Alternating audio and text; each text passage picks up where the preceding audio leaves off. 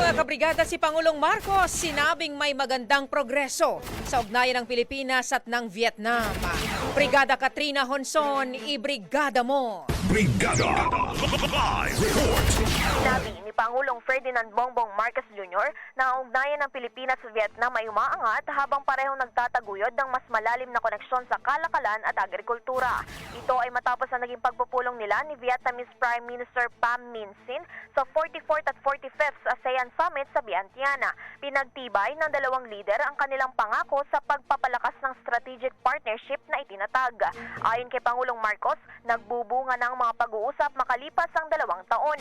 Sinabi naman ni Prime Minister Sin na patuloy ang suporta ng Vietnam sa Pilipinas kung saan kinatuwa nito ang matagumpay na pagpapatupad ng mga kasunduan. Bago matapos ang naturang pagpupulong, pumirma na ang dalawang bansa sa iba't ibang kasunduan kabilang ang rice trade, agriculture at cultural cooperation. In the heart of changing lives, ito si Brigada Katrina Honson ng 105.1 Brigada News FM Manila, The Music and News Authority. Brigada Balita Nationwide.